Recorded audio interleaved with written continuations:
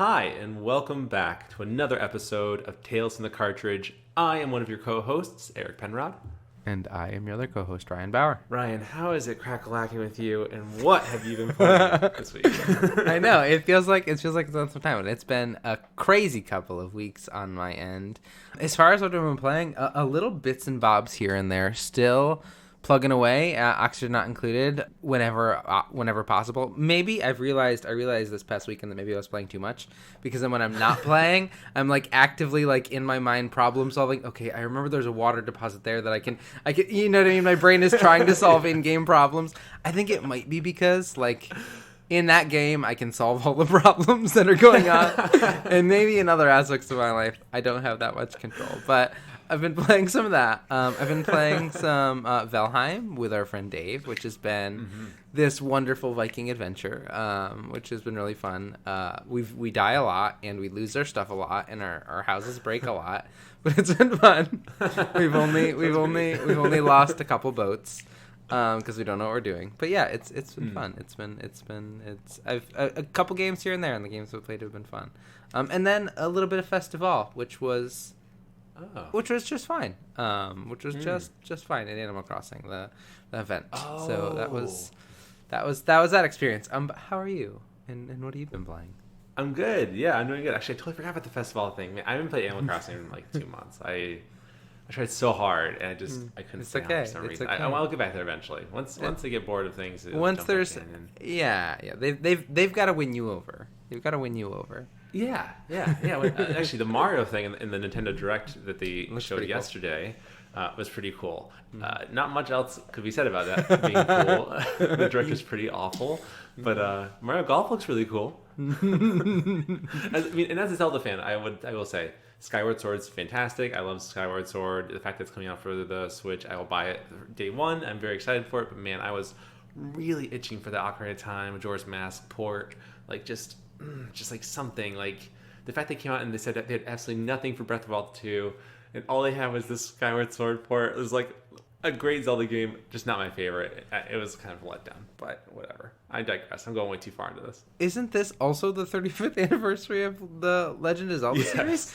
Okay, all right, cool. Cool. I think it's the 35th Zelda and then 25th Pokemon, I think. It's something like that. It's some significant anniversary for Pokemon too. Yeah. And there was just nothing. Like they brought what's his name? I forget the producer's name. I think he's the producer. Anyway, out, and I was like, yeah, like he's on stage, like he's on the TV, like we have nothing to show you. I'm so sorry. Oh, that's not good. Well, it must be something good coming.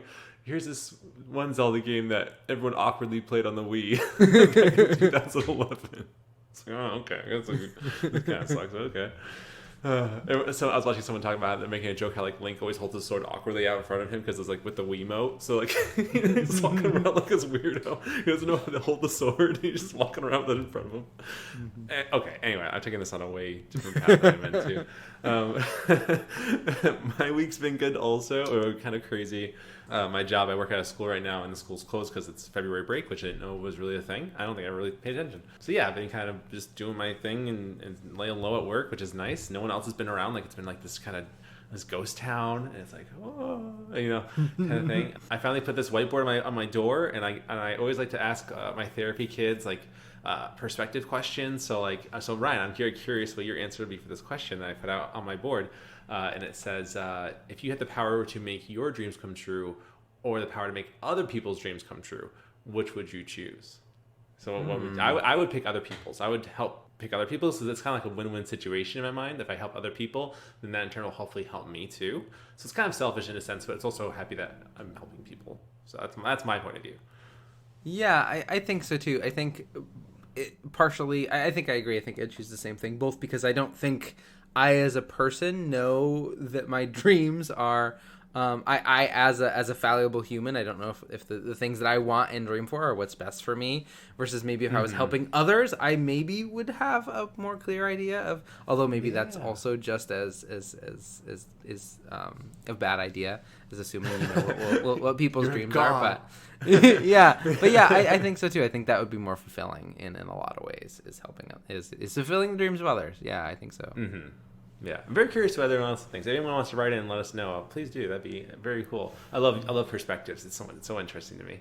I think it really kind of opens up this idea of what a person is and their inner workings and stuff. So anyway, so that's going good. As for game, my intro's taking forever. I'm so sorry. It's okay. Keep it. It's okay. It's okay. That's all right. Keep it going.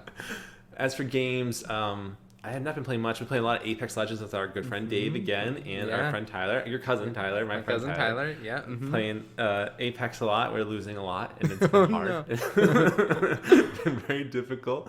My girlfriend and I were playing Pokemon Snap. We beat it, which is awesome. We got to Mew. Spoilers for like a game that's 20 years old. If you haven't played Pokemon Snap, the original, before the new one comes out, play the original. It's so crazy how great that game is. Pokemon Snap was a game that I think was just, I don't know. I don't know if they intended it to be as great as it was. That all the secrets and all the little things you can do in the game, it just made it so like special. Did you ever play Pokemon Snap?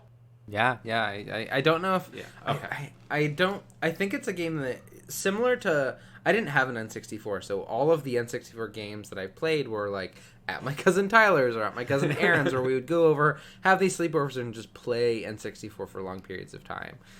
So yeah, I don't think I ever had the chance to dive in to find all the secrets, but I remember like going onto GameFAQs, or probably wasn't even GameFAQs at that point, but like going to the internet or talking with friends at school about, oh, did you see how to get this or something? Yeah, that was always really fun. Yeah, back in the before internet times, I think. Before internet, yeah. It's so funny how like the internet has changed that for sure. Like you don't need to do that anymore. You don't need to find this thing out. Like it's sad in a sense that like we don't have that anymore. There's not that level of communication now where it's like, now it's like, hey, did you do this? Yeah, of course I knew how to do it. I looked it right up on the internet. Like, of course I'm not who actually says it like that, but what do I know? Mom jeans are back in, and I don't understand why. So I don't know anything really.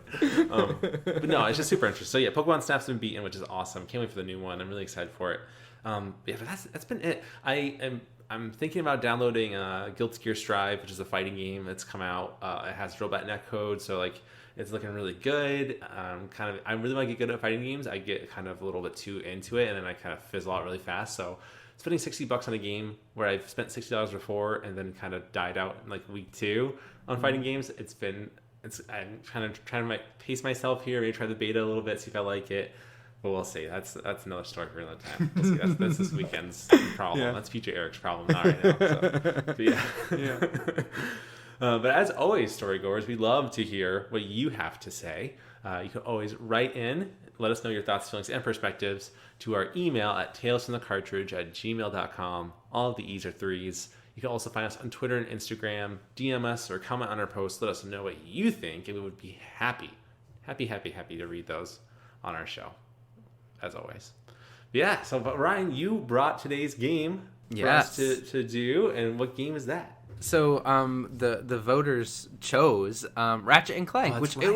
it was a tight race for a really long time, but Ratchet and Clank pulled it out. People are ravenous for it, which is exciting. Which it's I think for and we can talk about more of those memories, but it's like a big part of if you owned like a PlayStation or PlayStation 2. I think PlayStation 2.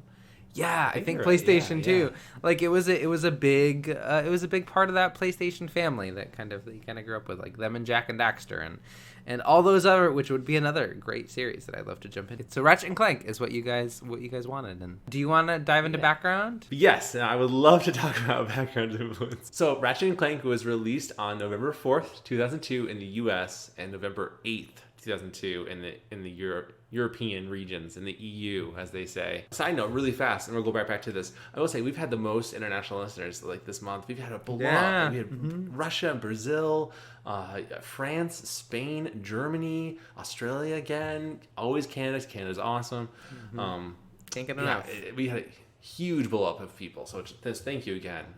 We really appreciate it a lot. So anyway, all right, yes. November 4th, 2002, November 8th, 2002. For the US and in Europe, respectively. Developed by Insomniac Games, people who now make the newest Ratchet and Clank coming out soon, which looks awesome. Looks so different than this game I'm about to cover today. Yeah, I'm really excited for it. I want to get a PS5. I was like, I'll get it when I get it. But now I really want to get it before June if I can. But yeah, and the makers of Spider-Man, they just did the new Spider-Man games. Yeah. Insomniac Games is really killing it. Yeah. They're doing a fantastic job right now. They're doing really, really. They're like I think they're one of the leading studios right now with the games that they're creating, and It blows my mind how good. I mean, just Ratchet and Clank, the new one, is it 5 now? Is that the 5th one coming out? Oh, it's more than 5, I believe. 9, 10, 11, 12, 13, 14, 15. This is number 15, I believe. If you count the spin-offs and the future saga. Yeah, this is the 15th Ratchet and Clank game. Oh my god. Holy yeah. crap. I had no idea. We got a lot of games to cover. we do. Yeah. Because I think that's going to be my first one. I plan on playing that one, but I have no idea what has happened in any of the previous ones. I will today, though. I'll know number 1. And this game is also published by Sony Computer Entertainment. So some of the background influences that we found was that after finishing Spyro the Dragon, which I forgot was even a thing. I forgot that Insomniac even made that game.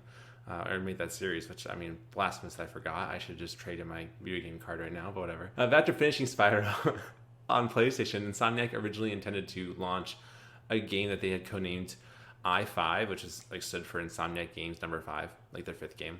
And that'd be for the PlayStation 2.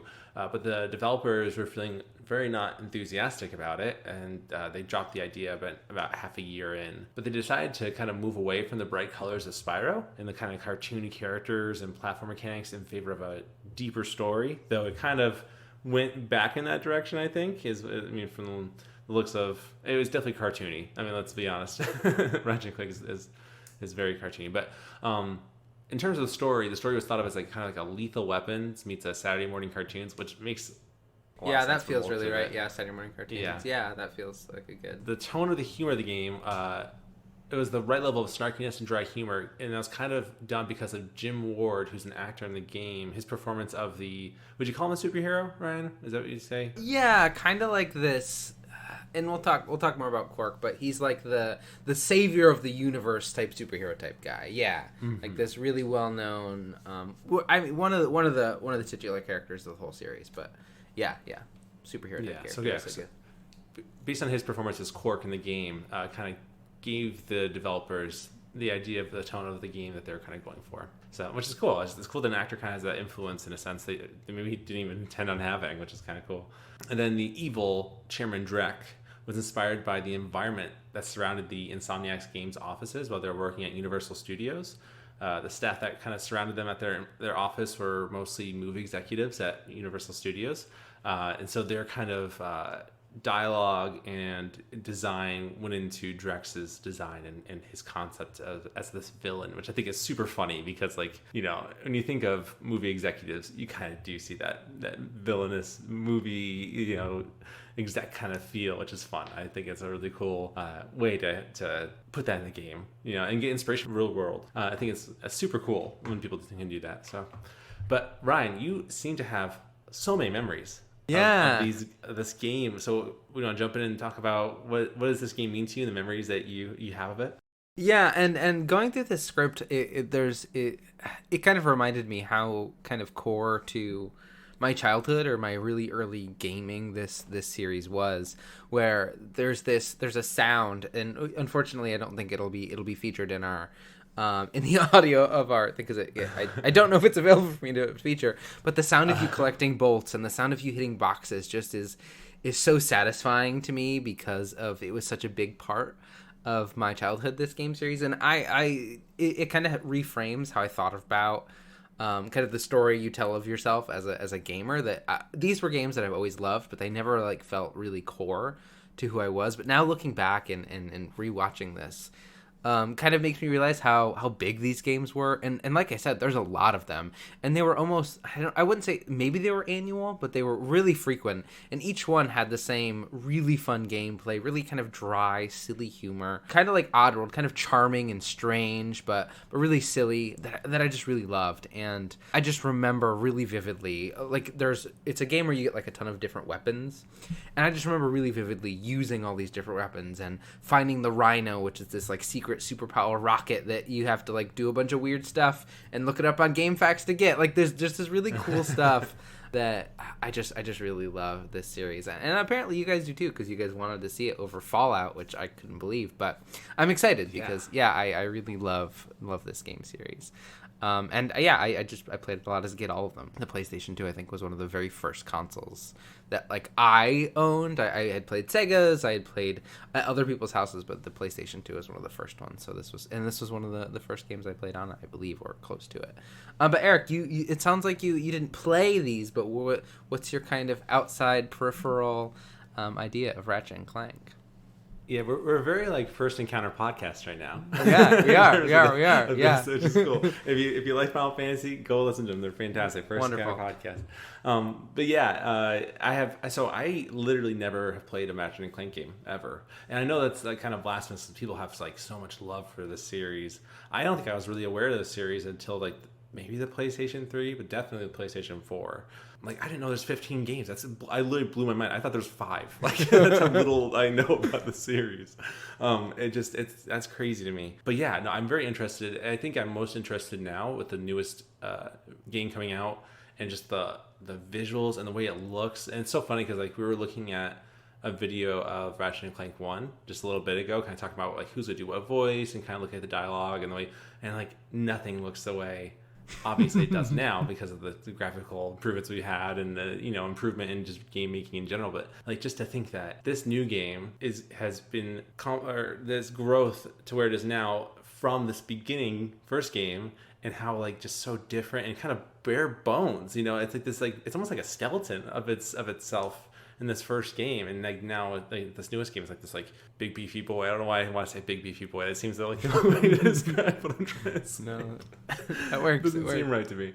But yeah, I'm very interested now. I feel like the saying "it's better late than never" really sticks out right now, and I feel like I'll probably never go back and play all 15 games. It's probably never going to happen. But I would be happy to play any kind of collections I can find if I really enjoy this newest game. I'm very excited to see where it goes. Like just based on the demo alone, I was hooked, and I was surprised. I've seen other Ratchet and Clank games. I just thought this isn't for me. But something about this new game it's just so beautiful and it's just so well done, and the characters are so interesting and unique compared to what we get a lot. And a lot of it's like very humanoid people, and it's all like shooting stuff, and it's all very normal. But like this game is just so wacky and out there and crazy, and it looks like a lot of fun. So I'm very excited to jump in here and kind of learn more about the backstory of these characters before the new game comes out. In June? Is that what you said, Ryan? It comes out in June? Yeah, I believe it's June. I want to say it's June. It's crazy how big this is. I really wonder if Insomniac Games had the faith to think that this would last this long. I know. This is kind of just like a stepping stone to like getting to like that Spider-Man level of like polish. I don't know where I'm going. Yeah, no. Very interesting because it seems like this game was kind of put together very quickly and like sporadically, and they didn't really know what was happening. We couldn't even find any actual writers that were credited in the game. There might be. I just could not find them anywhere. So like. I'm very curious how this story goes, and then playing the newest game, how that story goes, and seeing the huge differences there. But I guess so. Ryan, do you have anything else you want to say before we jump into the story? No. Oh, yes. The only thing I want to say is the gameplay of these games are really, really fun. But keep in mind, some of the games that are older that we've talked about, we can really highlight some of the story things. And there are some really good story pieces in this game. And again, listen and think for yourselves on what you think. But just it's a game where you're kind of going back and forth for a lot of reasons that don't always make a lot of sense. They make sense in game, but the motivations don't always feel there. So just keep that in mind. Yeah, and that's a very 2002 kind of game. It's like, hey, you go here, and then hey, go here again. And we still do it now. I mean, Jedi Fallen Order, we do that a lot. You go back to the same planets over and over again. It's like, what are we doing here again? I don't know. But it is what it is, I guess. This is the kind of game it is. Would you say it's kind of Metroidvania-y in terms of like you need this item and so they leave and come back? I mean, I would say in some ways that's never how I think I would have characterized this game thinking back on it. But watching how you replay it, there are these really core tools that you get this game is all about getting more tools and more weapons and more interesting things. Like your backpack turns into from a helicopter to a jet, and that jet lets you slam and do certain things. You get a gun that can like soak up water and add water to places. So yeah, in a lot of ways, you go back to these areas again with your new tools and get these unlockables or get these collectibles that were obviously a big part of what gaming was. To increase the longevity of a game, you had to collect stuff. And it also, I remember really distinctly, there was like a really New Game Plus after you beat the game, you could go back through and play it again with all your weapons and gear and buy stuff, because there were some things that were just so expensive you couldn't get it in one playthrough. So you had to like play through a second time, and like the modifiers for money. And maybe this is just in the newer games and I'm misremembering. But yeah, I just remember replaying these games over and over because of that reason. But yeah, maybe I would. I don't think I ever would have thought it that way. But yeah, that's a really interesting point. Yeah, I think so.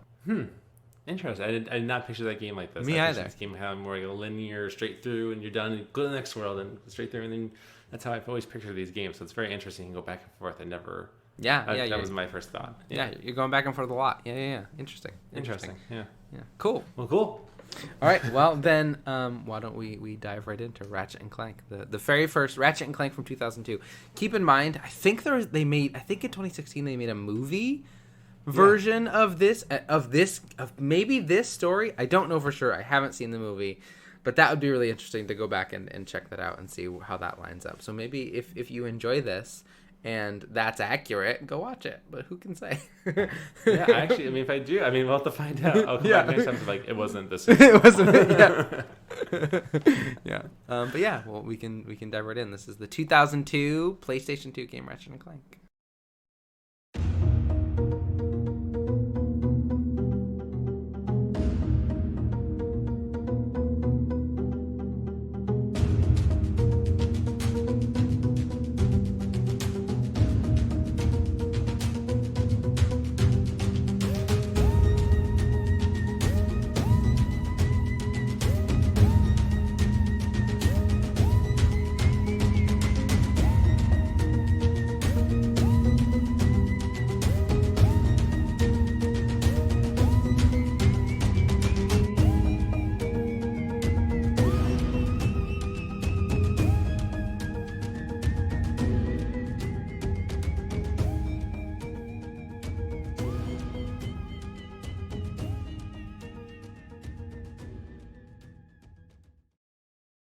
Kizo Plateau, Planet Velden.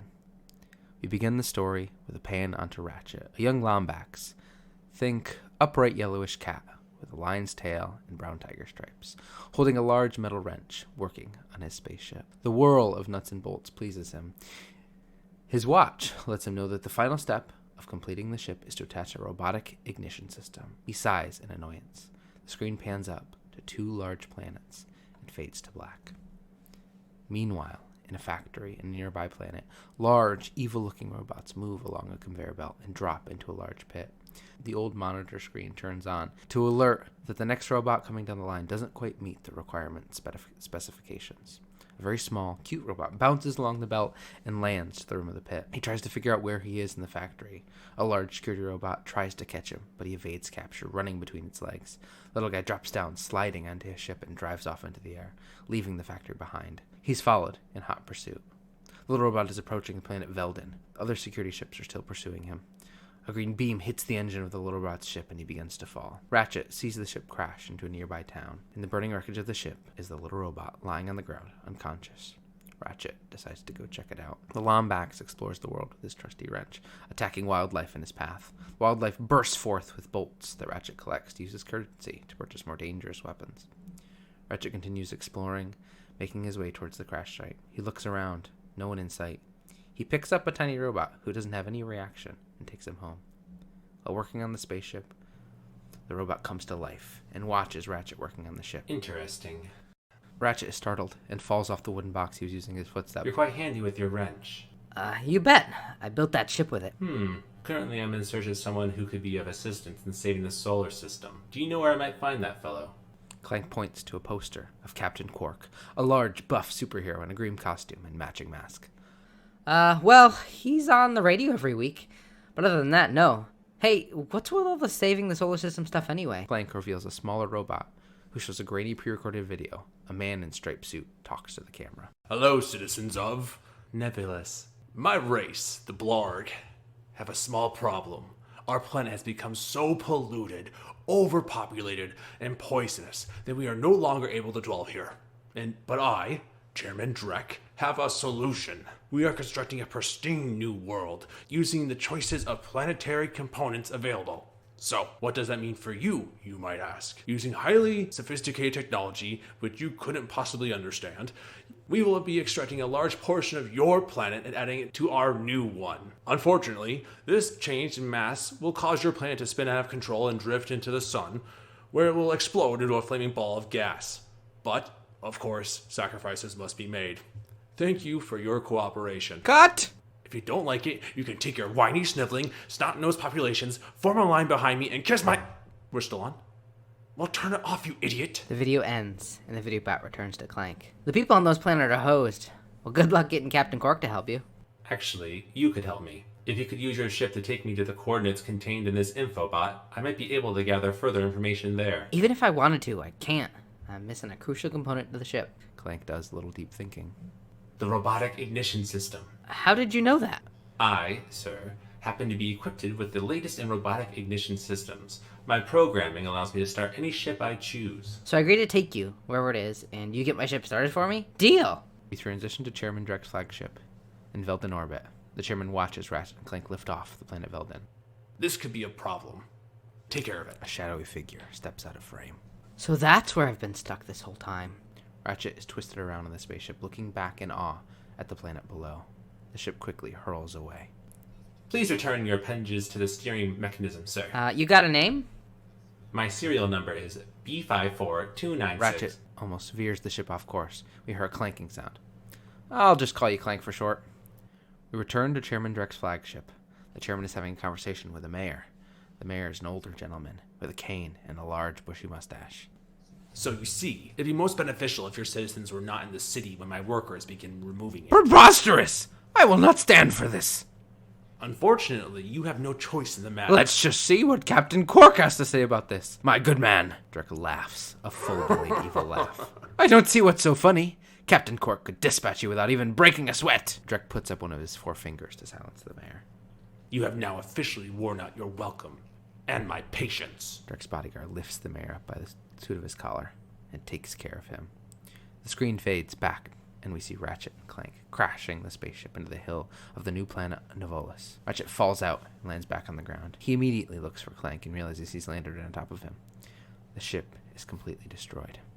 Clank suggests he can get one from one of the inhabitants of the planet. There's a city in the distance, but fire and smoke rise from some of the buildings.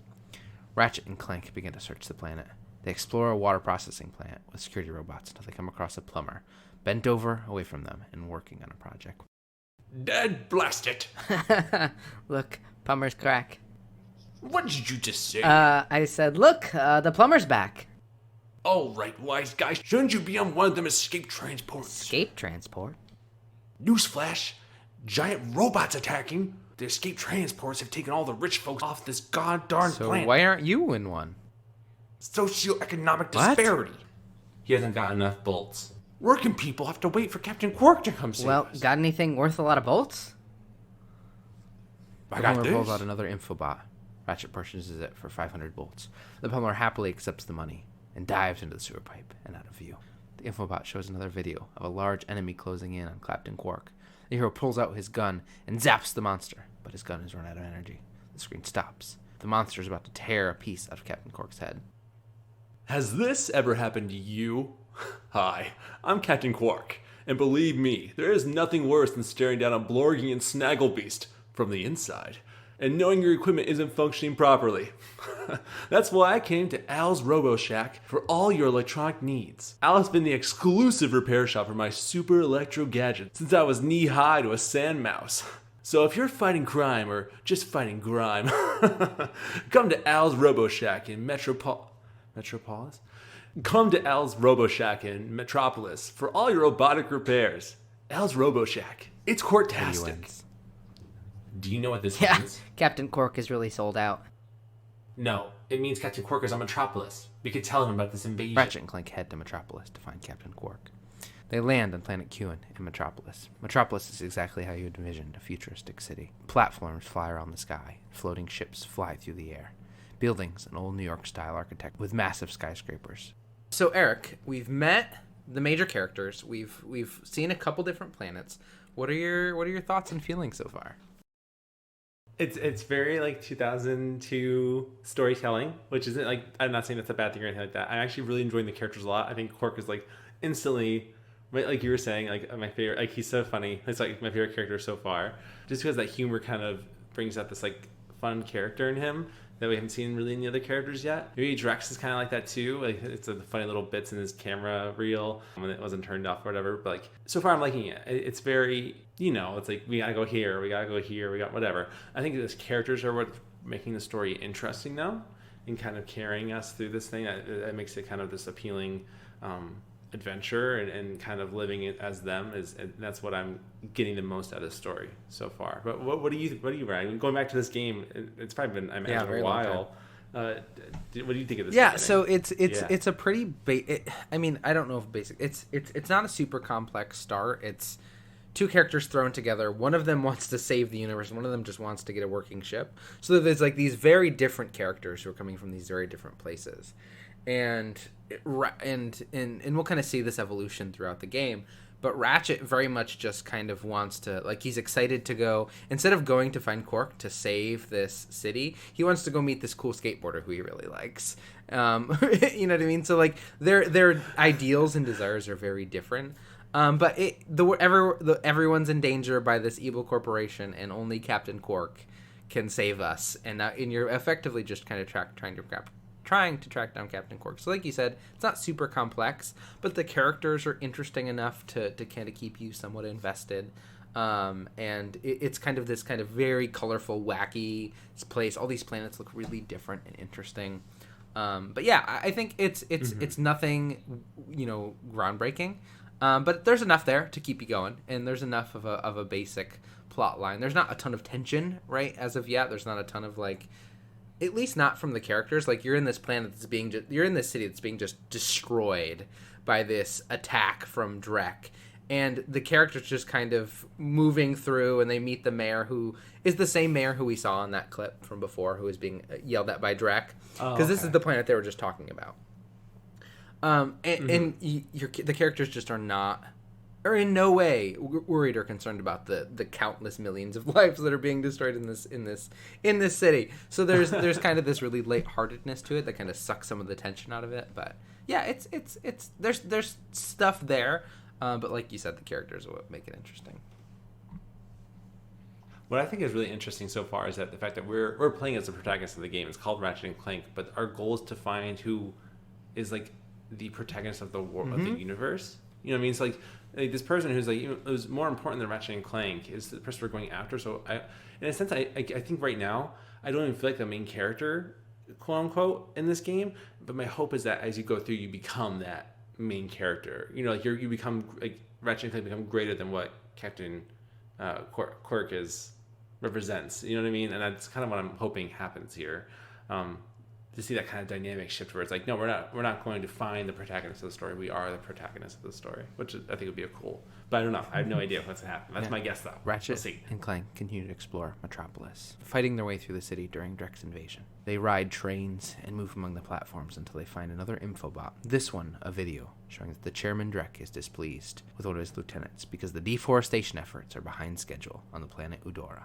Ratchet and Clank decide that maybe they could persuade the lieutenant in the video to tell them where Drek is. While exploring Metropolis, they find Al from Quark's video. He tells them that they haven't seen Captain Quark since the shooting of the advertisement. But he does upgrade Clank, turning him into a helicopter. With Al's disappointing response, the duo heads to Adria to search for Skid. On Adria, the planet is dark. The buildings are black and rectangular, resembling a prison. The trees and plants are spiky and ferocious. Ratchet finds Skids on the planet alone. He sprained his ankle and is having a hard time getting back to his companion and the ship. He promises Ratchet a new hoverboard if he can take out all of the sand sharks so he can get safely to his ship. These little red sand sharks look like small, two-legged aliens with a shark fin on their head, moving below the earth. Ratchet kills the sand sharks in between Skid and his ship. Skid gives you a new hoverboard, which Skid explains Ratchet can use in the racetrack at Blackwater on the planet Rilgar. Ratchet continues to explore the planet and heads into the city, battling sand sharks and large fire-wielding robots with explosive backpacks. The city is industrial gray, dark stone, and metal platforms, a stark difference from the light and shining metropolis. You find Skid's agent, who promises you fame as the next Skid Marks if you win the hoverboard race. Clank shows no interest in the race and is more concerned about the impending doom of the multiple planets. Ratchet and Clank then head to Eudora to confront Drek's lieutenant. The planet is green and lush with a variety of large green trees and flowering bushes. Plenty of Drek's deforestation robots fill the planet. Ratchet and Clank find the lieutenant, large and menacing. He prepares to a fight in a karate-like stance. Clank prepares his own stance, which causes the lieutenant to drop his infobot and run away. The infobot shows a video. It's a recruiting advertisement for Frex Blarg Tactical Research Station. Drek begins to speak. Is your current occupation leaving a rotten taste in your mouth? Then you need to know about BTS, Blarg Tactical Research Station. Hi, I'm the Supreme Executive Chairman, Drek, and we here at BTS are seeking motivated individuals to fill positions at these exciting careers. Grime Boot Tester, Warhead Assembly Technician, Mutant Animal Husbandry, Robot Repairman, Suck Cannon Test Dummy, Administrative The screen Assistant. continues to show different scientists getting hurt, eaten, and vacuumed up.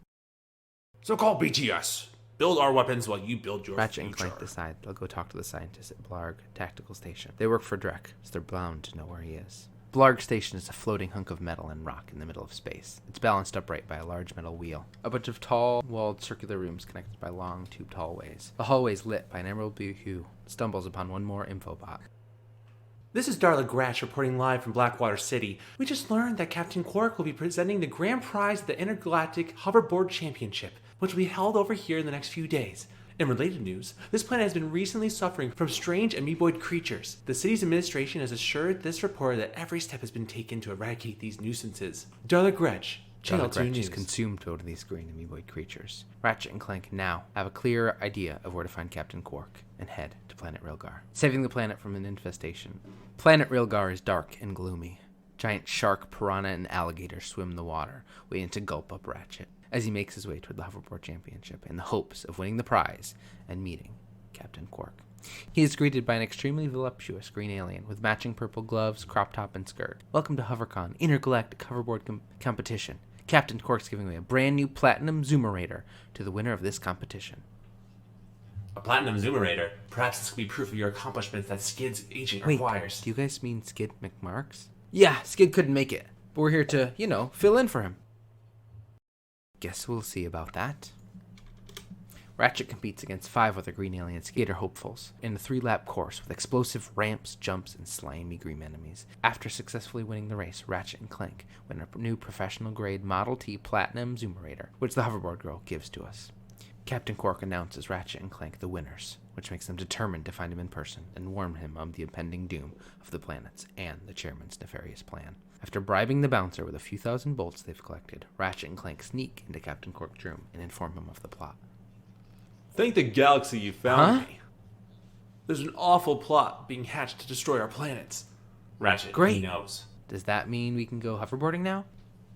My friends, we're all in grave danger, and I believe that together we can put a stop to this madness. Together? You mean you want our help? Look, Ratchet, I've been keeping an eye on you, and I've never seen anyone with such raw talent. You are a true hero in the making. You mean I could be famous? Captain Quark shoves another infobot in Ratchet's face. It begins to play. The recorded voice of Quark starts to play. What makes one man toil in obscurity while another becomes a hero? Is it strength, compassion, determination, or just pure blind luck? Wise men through the ages have been struggling with that very question, but Captain Quark knows the secret. That's why he's been able to defeat more despot, rescue more damsels in distress, and save more civilizations than any other hero in the galaxy. Now is your opportunity to see if you got the stuff heroes are made of. This infobot contains coordinates to Quark's secret base. Can you quickly conquer Quark's killer candidate of confounded complexions? Just make your way through the defenses of the center of the base. Prove yourself, learn the secret, and earn your place in galactic history. Consult your doctor before attempting any strenuous exercise. Not responsible for death or dismemberment. The Your video results later. ends. The real Captain Quark begins to speak. Meet me at my headquarters. Both Ratchet and Clank are excited after this clearly pre-recorded video. They're finally getting the opportunity to do what they both want. Ratchet wants fame. Clank wants the opportunity to finally save the planets in peril. Ratchet and Clank are greeted at Umbris by Quark's personal helicopter. Traveling through a course that weaves through Captain Quark's headquarters, they finally reach the center of the planet. At the end, they are met by Quark, in the flesh, standing on a platform. He jumps onto a hovering platform. Step onto the ring of heroes and get what you Oh, deserve. sorry. Clank urges Ratchet onward. Ratchet, this is no time for you to become cautious. We have reached our Ratchet's goal. unsure. I don't know. There's something fishy going on here. Captain Quark pushes a large red button on the floor underneath Ratchet and Clank, and they drop away. They drop into a larger underground cavern on a platform floating above hot lava. Captain Quark floats down on his hovering platform, laughing maniacally. He's not going to help us. He's going to kill us. You catch on quick. Although there is one problem to your hypothesis. I'm not going to kill You're you. not? No. Quark He points is. towards a huge green monster with horns, wings, and a spiky belt. But why? It's not really that difficult to decipher. I'm the official spokesman for Drek's new planet. I can't have you two getting in the way of my Ratchet comeback. has no choice but to fight the large beast. His steps radiate heat waves, and his one deadly eye shoots lasers. Luckily, Ratchet's weapons are able to injure him.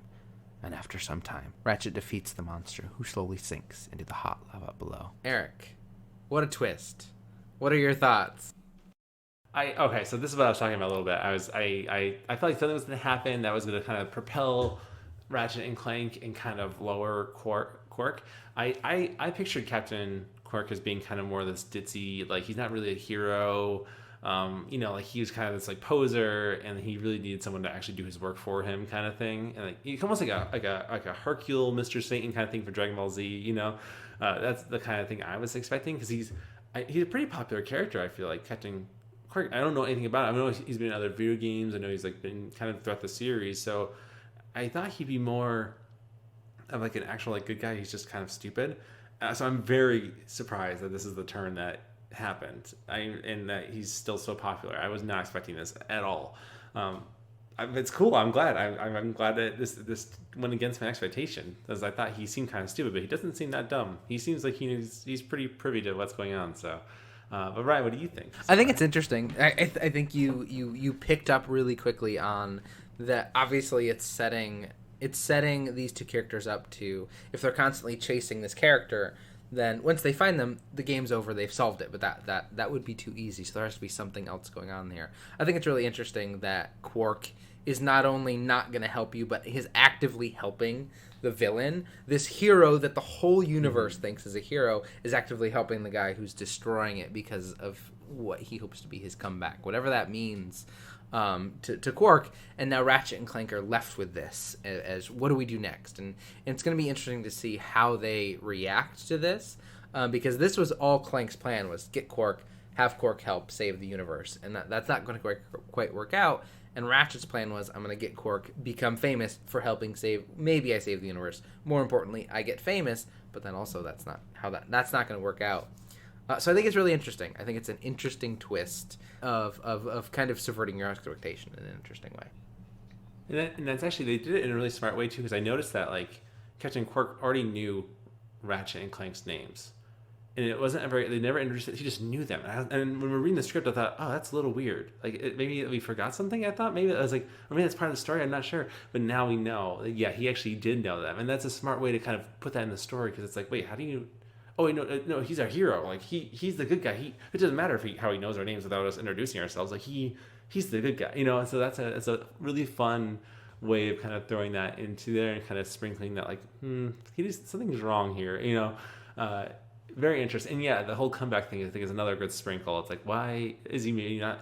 He seems pretty famous. So like the fact that he thinks he needs a comeback is kind of very perplexing to me. So I'm curious to learn more about his motivations. Yeah, I'm disappointed he's bad, but he's still really and fun, and I will say this certainly is not the end of Captain Quark. As you've noticed, as you've existed in a world with Ratchet and Clank, he is a persistent character who will probably be, unless I'm misremembering something that has happened, he will probably be in the newest game. He will probably show up because he's kind of such an important character.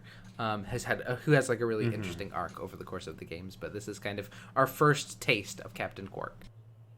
Interesting. I'm almost hopeful he has this like redemption throughout the games to become a better Just have person. to, you'll That'd just have be to really listen cool. to see what happens in the other games. 14 more games to go. We got this. As they make their way out of the exit of Captain Quark's headquarters, they are stopped to watch a nearby infobot. It shows a commander requesting immediate assistance from his ship. Clank is visibly upset by the content of the video. Those are direct ships destroying that planet. We must help that Are you commando. serious? That's it. I'm out of here. Captain Quark is going to be sorry he messed with me. This is not about Captain Quark anymore. There are innocent lives being lost. I'm done with this stupid hero stuff. I got my own agenda now.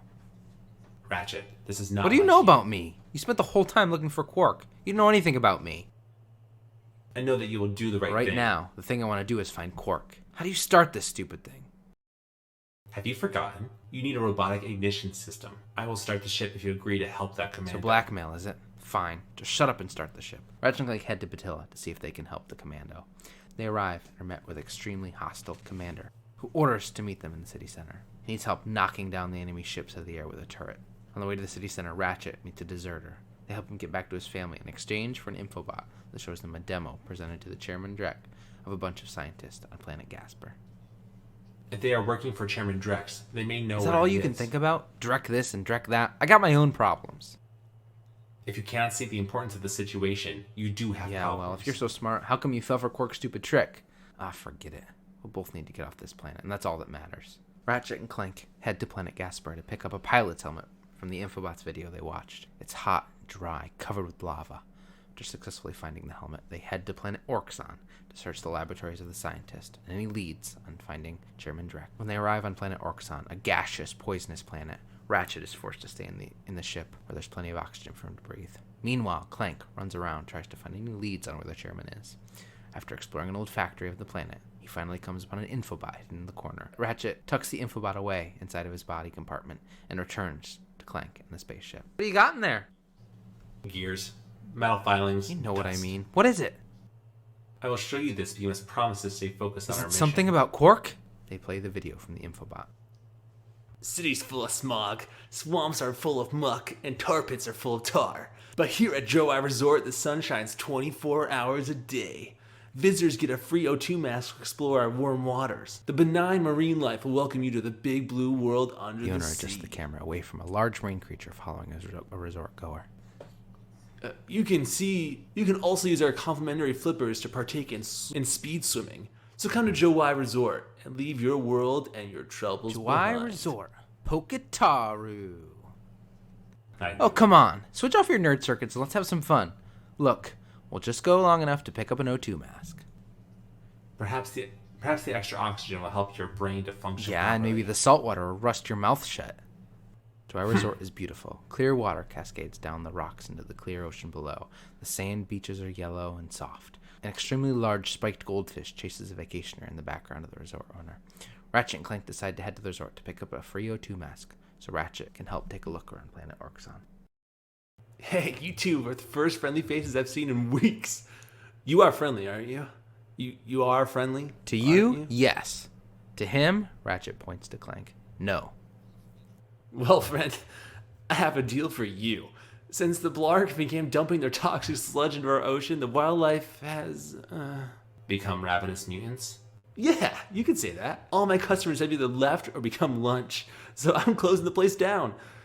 However, I could just happen to have one O2 How mask much? left. It's not for sale. But you said I said I had a deal, and indeed I do. You boys get rid of those Blarg ships, and it's yours. Just escort me to the other end of this resort, and you can use our jet fighter. Jet fighter, huh? All right. But you better not try to stiff us. Ratchet and Clank fight their way through the ravenous tropical wildlife as they escort the resort owner across the dangerous planet. Using a variety of weapons at their disposal, Ratchet murders the wildlife and rides along the skiff that moves across the tropical waters. They finally arrive at their destination. We're here now. Where's that fighter? Right there in the locked garage. One tourist crashes a jet, and wham! Lawsuit. that lock is unlike any I have seen. Very astute observation, Mr. Shiny. I can't open it either. I don't trust the tourists, and the board of directors don't trust me. So we have a little problem. We have a little problem? I just want the O2 mask. So if you can't open up the lock, that's your problem. Now cough up the mask. Well, I can see that you really want to fly our jet, so I'll tell you what.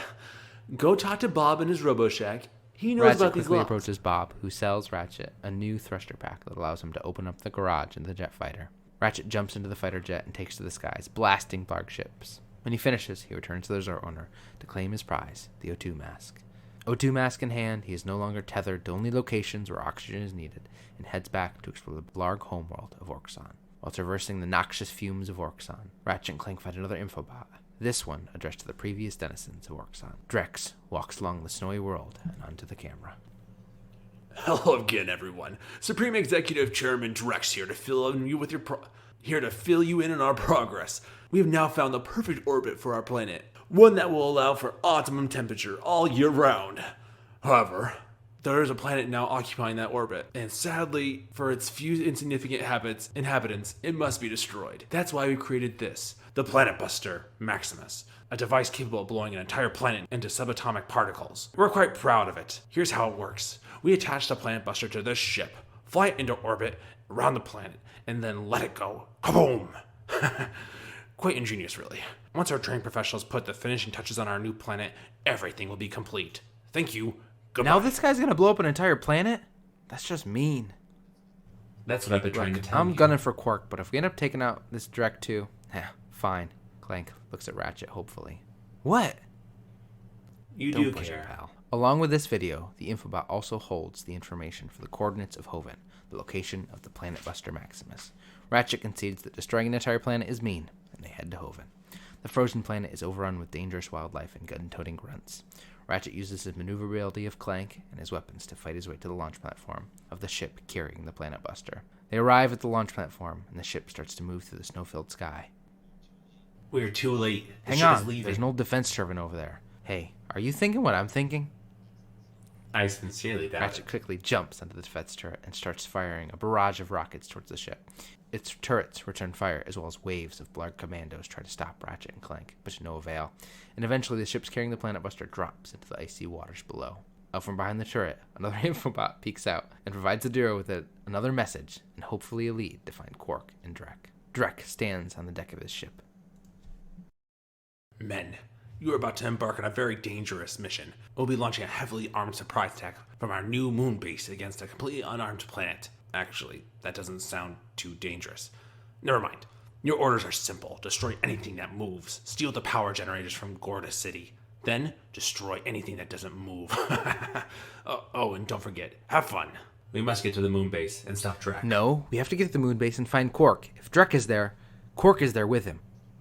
But Drek is going to destroy that city. We must get to that base. We must get to the That's base. what I said. No, that's Fine. what I said. Fine. With the coordinates to the moon base, Ratchet and Clank make their way to the ship and head to the moon base. Eric, what are your feelings on this tension between Ratchet and Clank that we're seeing? I was just thinking about that. It's so funny that you asked that. I like that they aren't just buddy from the get-go. That this is a hopeful. I mean, imagine it's a friendship 15 games in the making. But like, if I didn't know that, my hope is that like they're learning to become friends or learning to understand each other. Because they're kind of like forced to be partners in this whole situation. And I do think that Ratchet does care. I think he does have a big heart, but for whatever reason, he doesn't want to like show it. I don't know if he's like, kind of closed off or whatever, but I like that Clank. It's funny because like it's almost like a reversal to me. You would think I would think that Clank doesn't really care. Like he's a robot. I don't think he'd really care about like sentient life or like I don't know if that's the right word, like humanoid life or whatever. But he cares so much. Whereas Ratchet, who is this like living creature, doesn't really seem to care all that much. People are dying and their planets are being destroyed. So it's kind of like this swap of like stereotypical personalities you find in this situation, which I think is really intriguing. I actually really like it, and I don't know if that was intentional or not. But I think it's really cool. What are you thinking about this? Yeah, I think it's interesting. I like that. I mean, I think the fact that Ratchet doesn't care is a little bit ridiculous, but I really like the tension between the two characters. It adds just another layer to the story that makes it more interesting, that makes this kind of journey they're on, this adventure, feel more engaging and feel more complex in a way that I think if they were just friends going on adventures together, which a lot of games that came out at this time were very similar to that. I think this and like Jak and Daxter came out around very similar times. And they went these very different routes that then makes that if they do end up becoming friends, makes that feel more meaningful because there was this period where they didn't see the same things. And like you said, I didn't even realize that dynamic until you pointed that out. What a great observation that Clank is this like robot who is the compassionate one and who wants to save the world, where Ratchet just kind of wants to do his own thing on his own planet. And they explored this more in the other games about why Ratchet feels that way and why Clank feels that way. But I didn't even make that observation that just inherently it's this interesting combination. Yeah. They're very polar opposites. Like they're totally polar opposites in their viewpoints and in their like anatomies. Like everything about them is totally different. But somehow they're finding this commonality and they're becoming closer as friends. And that's, I mean, opposites attract kind of thing. And that's really cool. That's a really cool. Because it could have just been Ratchet and his like sidekick, Little Ratchet or something. You know, like it could have been something stupid like that, and like they could have done that, but it would never have been as compelling as Ratchet and Clank. And it's probably why people like it so much, because they're so different but they work so well together, and it's interesting that way. Yeah, I think the overall story, like the whole Drek destroying planets and like making his own planet, is interesting. I think Drek is a fun character, but I think the relationship between Ratchet and Clank to me is kind of more compelling. It's a more interesting dynamic. I want to see how that plays out and see where they come, because like you said, they're such different characters. We find ourselves aboard the Supreme Executive Chairman's flagship. Drek walks through a large metallic doorway, Quark closely behind. In the center of the large chamber sits a large rocket. Drek stops to speak with Quark. It is time to begin our new assignment. And a photo op for our shiny new shuttle. Terrific idea. Oh, you really are an idiot. What? You are to take that shuttle to the moon base and ambush those two miscreants when they arrive. Oh yeah. Who are they again? Drek Those points two. to a wanted sign of Ratchet and Clank. Oh, of course. There is just one problem. Too washed up for ground combat? True. That is why I'll be loaning you my starfighter. You can still fight, Quark can't nods, you? hesitant. It's settled then. You will acquire the starfighter once you get to the moon. Screw this up, and the endorsement deal is off. But that would ruin me. Quark You squeezes wouldn't. into the shuttle to make his way to the moon base. Ratchet and Clank arrive at Gemlik Base. Ratchet dons his O2 mask and exits the airship to look for Drek's ship and any sign of Quark. I did not see Drek's ship. I must have missed him. Who knows where Quark is now? We're gonna catch those two. We need a faster ship. Perhaps the space station will supply the ship Well, that we we're need. here. Let's go check it out. They continue to search the moon base for clues on where to find Drek. Perhaps a ship better suited to hunt down Drek and Quark. As they descend into the bowels of the base, they fight a variety of mechs, robots, starships, all set on stopping the wanted pair. As they ride up a long elevator, they're greeted by a familiar green jumpsuit. Quark stands defiantly at the top of the moon base. Hello, Captain Ratchet leaps forward, swinging his wrench. Quark leaps backwards onto the platform, being elevated by a starship. Come and get me, hero. Perhaps we can obtain a Clank ship in points there. to the nearby starship hangar. The duo heads into the hangar to find a new powerful and fast starship. They quickly take off towards Quark, firing onto his starship. You know, Ratchet, I'm doing this for your own Ratchet good. ignores Quark's taunts and starts to blast the Ratchet ignores Quark's taunts and starts to blast his thrusters. The ships fly through the nearby asteroid belt. Ratchet dodges asteroids, mines, and missiles as he continues to destroy the large starfighter's thrusters. Quark's ship turns around and quickly fires missiles towards Ratchet's. He narrowly dodges as a squadron of other starfighters closes in on Ratchet's ship. He dispatches the starfighters and turns his attention back to Quark. He continues to blast Quark's thrusters until only one remains. Quark's slowed down and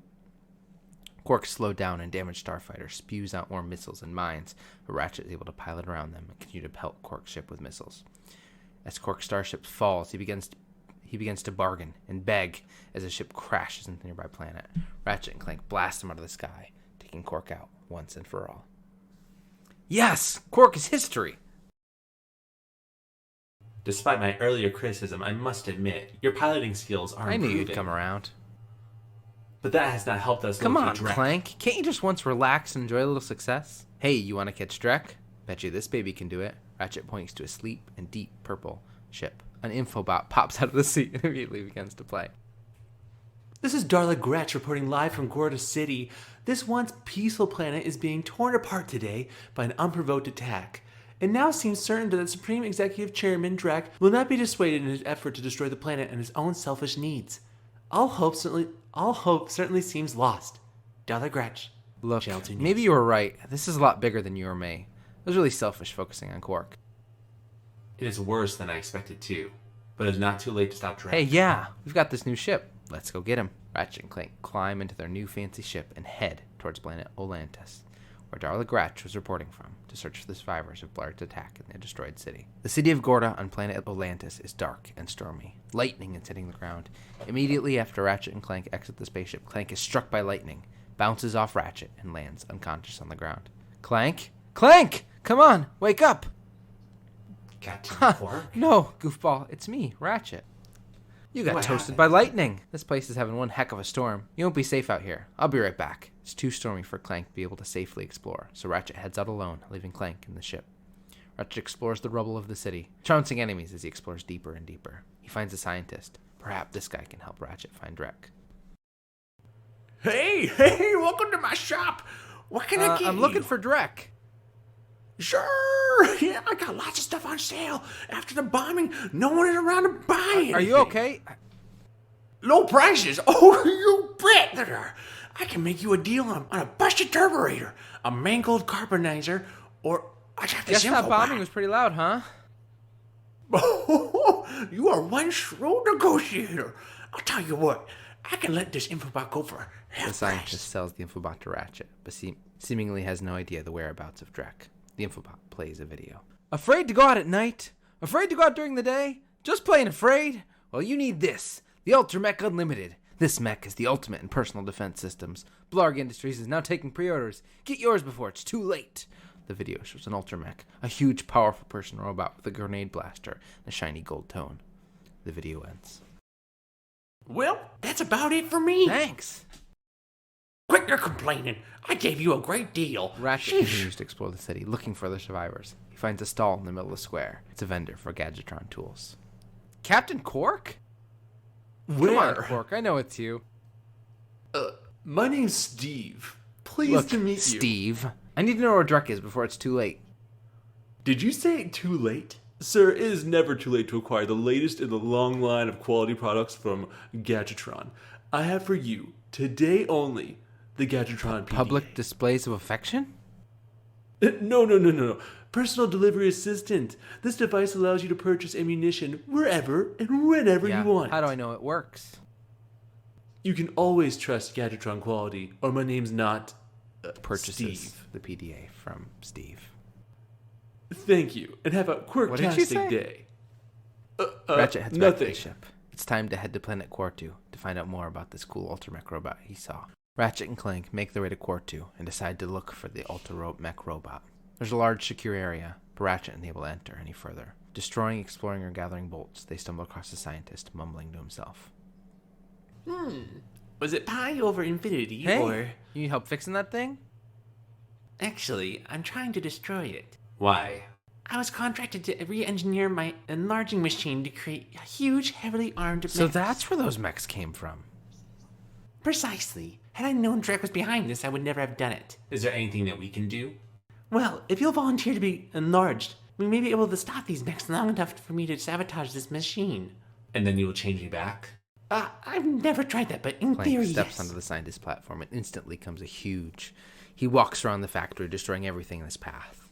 In his massive form, helicopters are no match for large Clank. Even the Ultramechs explode with a few punches. He then heads back to the scientist and to Ratchet. Well done. Now just step into the machine and we'll see what Clank happens. steps into the machine and shrinks back down to his normal form. Nice to have you back, I guess. I recalibrated the controls to allow only your specific circuit pattern. Ah, perfect. I don't know how to thank you two. The Maybe scientist this will pulls out help. another infobot. New from Gadgetron, the makers of weapons and other fine products, comes the Hollow Guys. With the Hollow Guys, you can fool robots into thinking you're one of them, match your wits against other robots, work on robotic assembly lines, and attend robot parties. The Hollow Guys available only at Gadgetron headquarters for a limited time, not used for legal purposes, where only in sanctioned areas you will not actually become a robot. If I can get that thing, I'll be able to get past those robot guards. Robots are not so Ah, easily what's fooled. that? What? Uh-huh. Ratchet and Clank head to planet Kalibo. 3, to get the Hollow Guys for Ratchet and their spaceship, leaving the scientists behind. Gadgetron Center is full of robots, all attempting to hurt Ratchet. They traverse deeper into the testing complex, only to meet Gadgetron CEO standing pensively, staring out a large window. Excuse me, sir. I was, wondering if you were concerned about the, invasion? The CEO, older turtle-looking fellow with a long white beard, large glasses. He looks out his window, pensively. He seems out of touch. Son, our defenses are the best money can buy. Don't give it a second thought. You ever been on a hoverboard? Yeah, once or twice. I'm in search of a hip young star to represent my new line of boards. Someone the kids can look Then up I'm to. your man. If you can beat my test bots in a race, the job is yours. Ratchet is immediately transported to the start of another 3-lap hoverboard race. After taking some unnecessary time winning the hoverboard race, he reports back to the CEO, who gives you the Hollow Guys. Now, Ratchet can be disguised as a robot and sneak past the other robot sentries. Ratchet and Clank make their way back to planet Cortu to sneak past the guards and infiltrate the secure area. Back on Cortu, Ratchet uses the Hollow disguise to turn into a robot. He waves at the other fellow robots, who wave back in return. Infiltrating the secure area allows Ratchet to reach a large screen. Ratchet nudges it, and the screen clicks on. Son, Oh, Mom, brother. you have done well. I tried, Mom. There's still more Hey, to look, do. a sister! Another infobot comes off the conveyor belt and meets Ratchet, Clank, and Clank's mother. It immediately begins to play. The infobot shows Drek standing in front of a thrown-together planet as he starts to speak. My fellow Blarg, our synthetic world is not fully functional and ready for habitation. However, there is still one small obstacle in our way. This pathetic lump of a Drek planet. points to Veldin, Ratchet's home. Due to some blunder of fate, it happens to occupy the galaxy's most perfect orbit, but no more. Behold, the deplanetizer, the most powerful laser ever created. Soon we'll move the deplanetizer into place, just above the planet's surface. I will, of course, be on hand to press the button that will blow this mud ball into smithereens. No one will even miss it. Rage See you builds then. on Ratchet's face. Ratchet, He are you alright? is going to pay. Shouldn't have Excuse taken me? me this long to see it. Drek is gonna find out what happens when you mess with my home. A large smile forms on Clank's face as he looks to Ratchet. What are you smiling at? This is the Ratchet I always knew was Okay, there. if we're gonna do this, we need to get onto Drek's ship. Then we can find where he set up that laser. I will make you proud, Mom. You already have. Ratchet and Clank exit and head back to their ship. They set a course for Drek's fleet to finally stop Drek and save Ratchet's home. So, Eric, now we have this moment where they've been kind of trying to stop this large, galaxy-ending event where Drek is just going from planet to planet, tearing planets apart, building his own, and now they're going to put that new planet in Ratchet's home, and he's very angry about that. So we see this moment of tension kind of wrapping up, and also we see Ratchet getting really now invested in what's going on. What are your thoughts and feelings so far as we come to the final leg of the game?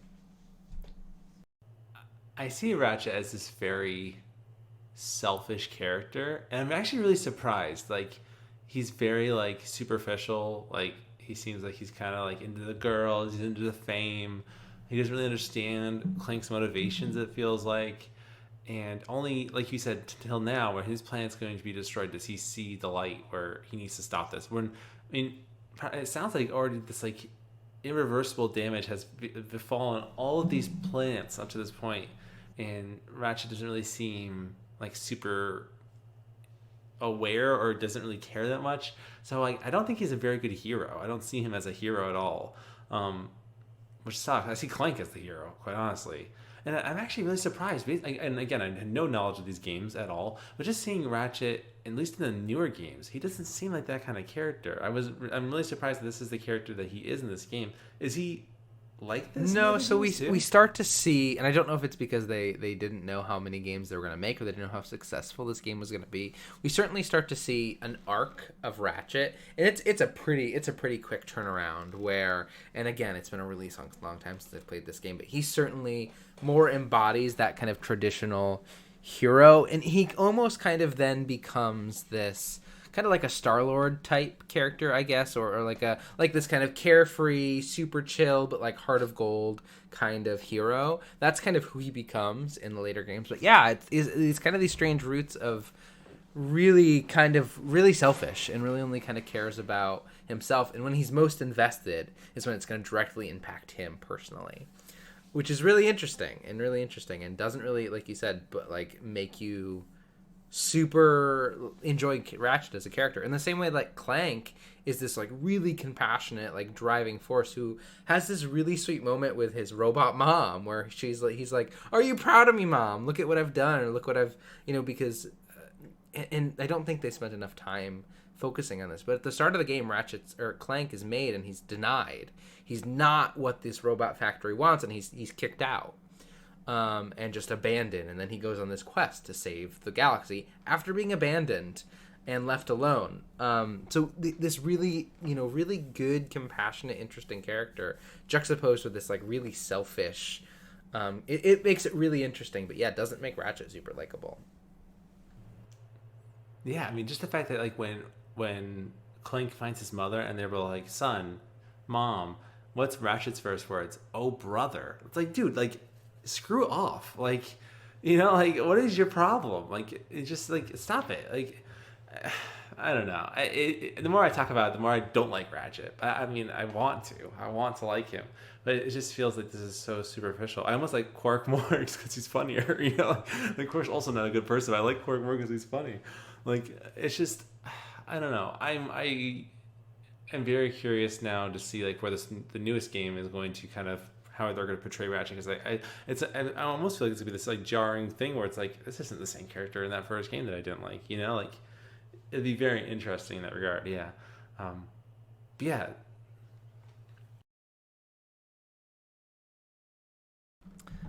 They land among Drek's fleet and start to search for a way to stop Drek. Ratchet dives through a nearby water tank and uses a small shuttle to sneak aboard the fleet's dreadnought and eventually Drek's flagship.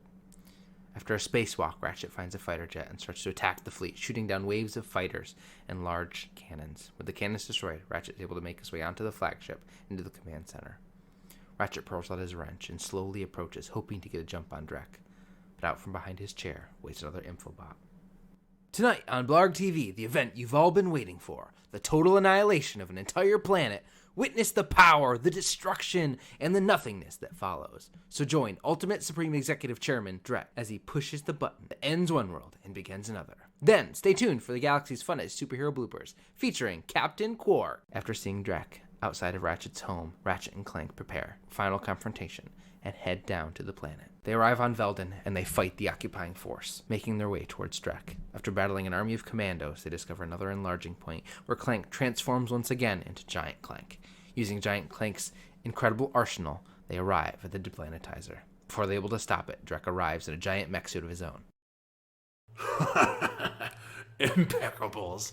After all the trouble you've gone through, you're about to die right where you started. It's so This poetic. is it. Clank, get him. Giant Clank and Drek's mech clash. Missiles fly from both giant machines as they whittle away at each other's armor. Drek uses his mech to transform Clank back into his smaller form. Ratchet gives chase to Drek. He uses every weapon he has at his disposal to damage the giant armored foe. They follow and continue to damage Drek's mech. He charges up a massive laser and blasts the Earth below into pieces to slow Ratchet down. The duo once again corners Drek and his mech, standing in front of a massive switch. Once I step on this ignition switch, a countdown will commence, the end of which signals the destruction of your pitiful world. There must be another way to make a home for your people. You think that's what this is about? Who do you think polluted our last world? I did. This is about one thing and one thing only: cash, and lots of it. You see, I've been paid for every square inch of my new world. Once the inhabitants move in, I will begin polluting this world as well. Then the whole thing starts all over again. Brilliant. Why, you evil Clank little... looks angrily at Drek. Save it, Clank. We have to stop that timer. They know they don't have a lot of time. They need to stop Drek before this planet's destroyed, and before it's too late. The team dodges Drek's missiles, and an army of robots blasting and attacking him with all they have. Ammo running low, they use everything they have to stop him. After what seems like endless bullets and rockets, the mech crashes into the deplanetizer, adjusting its aim upwards and sending Drek clashing into the synthetic planet above. With the battle finished, the launch button of the deplanetizer is now ready to be fired. Clank looks at the button, then to Ratchet. The weapon is no longer pointed at Ratchet's planet, but instead Drek and his synthetic world. Ratchet. What's up? You know, this time I'm thinking what Ratchet you're and thinking. Clank make their way over to the button and press it. It fires into the sky, destroying Drek's planet. Large pieces of the destroyed planet begin to fall and rain down from the sky. One of these pieces hits Ratchet and Clank, sending them off the edge of the deplanetizer. Clank narrowly grabs onto the edge. Clank narrowly grabs onto the deplanetizer. One of these pieces hits Ratchet and Clank, sending them off the deplanetizer. Clank narrowly grabs onto the edge, and Ratchet grabs onto him. They both try to hang on. Phew, that was close. Clank, You can pull us up now. The servos in my arm are Broken? broken. As in fall to our deaths broken? Clank's arm Yes. fails, and the duo fall. As they plummet towards the ground, Clank is able to activate his rocket, slamming into Ratchet, stopping him from hitting the ground. That was close. Thanks. My arm appears to be You'll be badly alright. damaged. Ratchet gets up and starts to walk away, leaving Clank behind, arm broken. They've completed their goals. Ratchet has a working ship, and Clank has stopped Drek. Clank turns, saddened that his friend has abandoned him so quickly after completing his task. He sadly walks, not sure where he'll go next. Ratchet yells to get his attention. Hey, Tin Can! Where do you think you're going? We still need to fix that arm. Clank turns. Overjoyed, he still has a friend in Ratchet. Head back to his garage, where the two can fix Clank up and prepare for their next adventure. The end. Eric, we've finished Ratchet and Clank. What are your overall thoughts? Oh, first off, I need to ask a question. The Drex's planet, is it No, inhabited it's with all currently people empty, too? but it is made up of the shards of a bunch of planets he's Okay. already destroyed. So hypothetically, you could take all those pieces and maybe put Right, them back or on the take all the planets that- people who you've destroyed the planets of and put them on this new perfect planet. Yeah, certainly. Yeah. I'm surprised Clank is the one that decides to do this. That seems Yeah. very not Clankish. I don't know what he was trying to. I don't know. Anyway, as for I enjoyed the story. I think it's a fun little story. I don't like Ratchet very much, but I'm hoping that my opinions change as time goes on. I like Clank. I think that we all have the right to make that choice, and that was Clank's. It was destroying that planet. I'm sad that we didn't get more Quark. I love the whole Steve thing. I think that was really funny. But is that like the For end of this Quark game, for, yes. For the game? Yeah, I was really hoping that he would come in at the end and do something really funny and stupid that probably would have actually no effect on the overall outcome, but it would have just been kind of like his redemption, because he's supposed to be this hero, and I'm really sad that that didn't happen. So I think it definitely is a missed opportunity. Overall, I think it's a very fun, lighthearted story. I think it's one that, like, if I was back in 2002 playing this game, I would have really enjoyed it. But it actually really excites me to kind of move forward, to other games where they do spend, I think, probably more time on the story and fleshing these characters out. I mean, just A Rift in Time is a new one, right? That's what it's called. I mean, you can just tell that game has so much more effort put in that story-wise and character-wise. Like, you can just tell. Just to see where Ratchet is now and, like, in A Rift in Time, and just to see how the two work together and they're friendly and Ratchet's not a jerk and a dick. But I just makes you want. But as a story, I like the story, and I'm very excited for more. But Ryan, what do you think? I mean, similar about to the you, story of it's fun. It's lighthearted. It's kind of like just an introduction to the characters. And again, the kind of thing that they're highlighting here is the gameplay. It's you're shooting guns and you're doing cool flips and you're riding on rails and doing all this kind of fun, kind of platformy stuff that was really popular. Like, very similar to like Banjo-Kazooie's, very similar to Jak and Daxter, these like duo platformy games. The difference is you have guns in this one, and that's kind of the big appeal, is that you have these wacky guns that do crazy stuff that are really fun. But the story itself just isn't super complex. The twist is interesting. I like that. The Ratchet and Clank dynamic, I like that, and I'm excited to see more. Like you, I didn't realize Ratchet was such like a dick, and I kind of want to see where that goes and what happens next. Like, I know some things that happen in the next games, like they introduce more complex villains, and Quark is involved, and we learn more about Ratchet's backstory, which is really like, if that Rift in Time trailer, which, going back to that, just because of, there's a scene in that is huge, that is like game changing for what we know about the lore of Ratchet and Clank. But if it's not something that we got into in this, unfortunately. But yeah, so it's just fun, and it's kind of a fun romp in this world, and I want to see more of it. I want to see more of these characters, but it's not super complex. I think Drek is a fun villain, but ultimately he's just his influence just out there to make more money and swindle more folks out of their money, and seemingly doesn't care about destroying however many planets he needed to do so to get this money, and then also Ratchet and Clank then also destroy that. But that's fine. Yeah, we don't talk about that. Yeah, but we don't talk about that. It's fun. It's a fun story. I'm excited to see where these characters and where the story goes. Yeah, I think this is a good solid base for the series, and I'm very excited to see where it goes from here, especially seeing where it's going right now. It's probably a very poor time to jump into the series, I mean, but I'm going to I think anyway. they That's want. why I not? think they want new people to jump into this. They're gonna explain all the things, and I think one of the smart things about doing Rift Apart is it sounds like it's messing with timelines and messing with like different worlds. And we all know how easy that is to then fix and make things all weird and different. Like, I don't remember what happens to Cork or where her story goes, but seemingly you could jump in to, like, the middle of this game in Rift Apart, and that would make sense in the game. You know what I mean? So who can say? Who can say where that goes? Yeah. That's Ratchet and Clank. That's the story of Ratchet and Clank and their adventure to take on a big corporate money dude. Thanks. Yeah, it was Thank great. you. Ryan Thank did you. a Again, fantastic job on the my script. partner Good Melia job. was a Good big job. part of making the script happen.